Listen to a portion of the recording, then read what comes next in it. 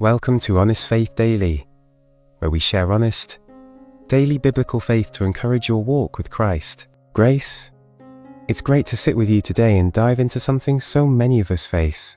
Hey, James. Yeah. I'm glad we're talking today because, honestly, I've been struggling with anxiety lately and it's been really heavy. I hear you, Grace. Anxiety can feel like a storm that won't let up.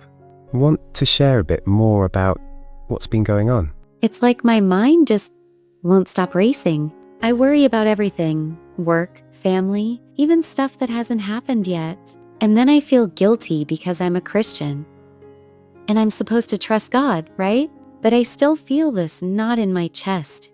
That's such an honest place to start, and I'm glad you're bringing it up. That guilt you're feeling, it's common, but it's not from God. The Bible tells us He's near to the brokenhearted, not standing over us with a checklist of perfect faith. Can you tell me more about that guilt? I guess I feel like I'm failing God. Like, if I really believed, I wouldn't be anxious. I read verses like, "Do not be anxious about anything," and I just think, well, I'm messing that up. It makes me wonder if I'm even a good Christian. Grace, let's unpack that verse you mentioned, because it's often misunderstood. In Philippians 4:6-7, Paul writes, "Do not be anxious about anything, but in everything by prayer and supplication, with thanksgiving let your requests be made known to God. And the peace of God, which surpasses all understanding, will guard your hearts and your minds in Christ Jesus." Notice Paul doesn't say, never feel anxiety. He's saying when anxiety comes, bring it to God. It's an invitation, not a condemnation. So you're saying it's okay that I feel anxious sometimes? I thought I was supposed to just not feel it. Exactly. Feelings aren't the problem. They're part of being human. Jesus himself felt deep distress in the Garden of Gethsemane. He was so overwhelmed he sweat drops of blood. Yet, he brought those feelings to his Father in prayer. The issue isn't the feeling, it's what we do with it. Do we let anxiety drive us, or do we carry it to God? That makes sense. But it's so hard in the moment. Like, when I'm spiraling, I don't even think to pray. I just get stuck in my head. I get that. Anxiety can feel like a trap, locking you in your own thoughts. But God doesn't leave us there. One thing that helps is to start small.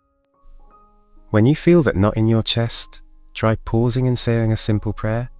Even just, "Lord, I'm anxious. Help me." It's not about having the perfect words. It's about turning your heart towards Him. That sounds doable, but sometimes I wonder if God even cares about my anxiety.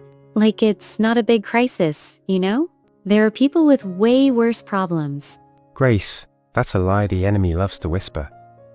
That your struggles are too small for God. In 1 Peter 5:7, it says, "Cast all your anxieties on Him, because He cares for you." All means all, big, small, and everything in between. God's care isn't limited by the size of your struggle. He's your Father, and He wants to carry it with you. I've heard that verse before, but I guess I didn't really let it sink in. It's hard to believe God cares about something as ordinary as my anxiety. It's ordinary to us, but to God you're His child.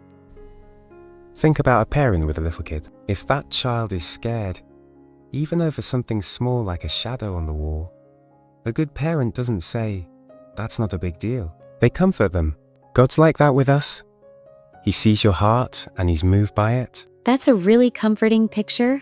But what about when I pray and I still feel anxious? Like, I'm trying to trust God, but the peace doesn't always come right away. That's a real struggle, and I'm glad you're being so honest. Sometimes peace comes slowly, and that's okay. Philippians 4:7 talks about God's peace guarding our hearts, but it doesn't promise an instant fix. Trusting God doesn't mean the anxiety vanishes. It means you're not facing it alone. Keep bringing it to Him, even if it's 10 times a day. Each time you do, you're building a habit of dependence on Him. So it's not a one and done thing? I don't have to feel bad if I keep struggling with this? Not at all. Sanctification. Growing to be more like Christ is a lifelong process.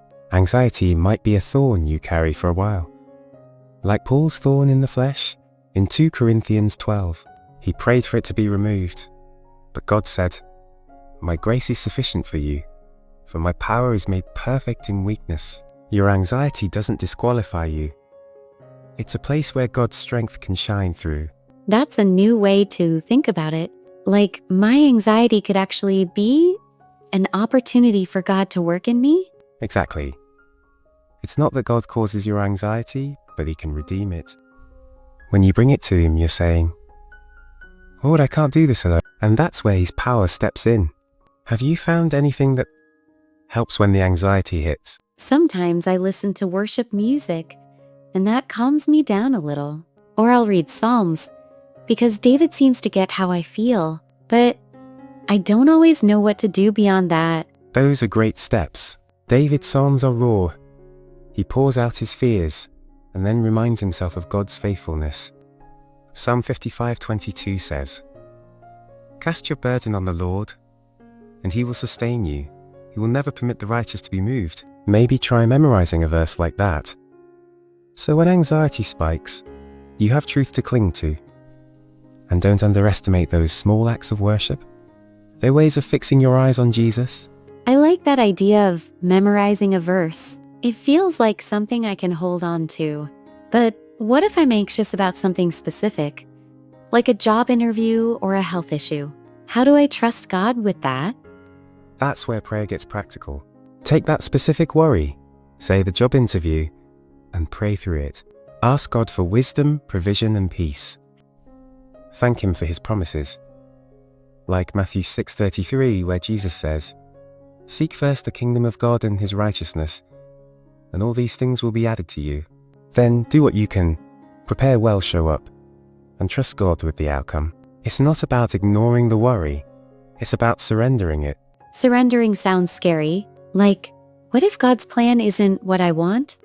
That's a real fear, and it's okay to admit it. Trusting God means believing He's good, even when His plan looks different from ours.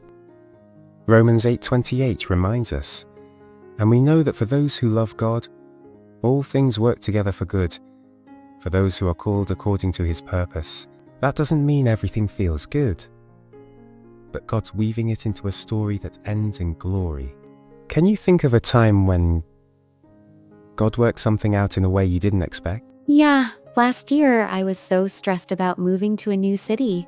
I didn't know anyone, and I was scared I'd be alone. But God brought me to this church, and now I have friends who feel like family. I didn't see that coming. That's a beautiful example of God's faithfulness. Holding on to those stories can anchor you when anxiety tries to steal your hope. It's like building a memorial stone, like the Israelites did, to remember what God's done. I never thought of it like that. Maybe I need to start writing down those moments so I don't forget. That's a powerful idea, Grace. Journaling God's faithfulness can shift your perspective over time. And when anxiety creeps in, you can look back and say, God was faithful then, and He'll be faithful now. I'm starting to see that anxiety doesn't have to be the end of the story. Like, it's real and it's hard, but God's bigger than it. That's the truth right there. Anxiety is a battle, but it's not your identity. You're a child of God, held by His grace. And every time you turn to Him, you're choosing to let His peace guard your heart, even if it's one step at a time. That feels like something I can hold on to. It's not about being perfect. It's about trusting God in the middle of the mess. Exactly. And you're not alone in the mess. God's with you, and so is the body of Christ. Keep sharing with trusted friends, like we're doing now. It's okay to need others to point you back to truth. Thanks, James. This conversation's helped me feel lighter. Like, I still have anxiety, but it doesn't feel as heavy knowing God's not mad at me for it. I'm so glad to hear that, Grace. God's not mad. He's near and He's patient. Keep casting those cares on Him and let His peace do its work, even slowly. I will. And I'm gonna try that verse memorizing thing. Maybe Psalm 55:22 to start. That's a great choice. And Grace, you're reminding all of us watching that it's okay to be honest with God. That's where real faith grows, in the raw, real moments. I hope so. I just want to keep growing, even if it's messy. That's the heart of discipleship, and it's beautiful. Let's keep walking this road together, trusting God one day at a time. Yeah, one day at a time. That feels manageable. Thanks for watching Honest Faith Daily. Stay rooted in truth, walk in grace, and we'll see you tomorrow.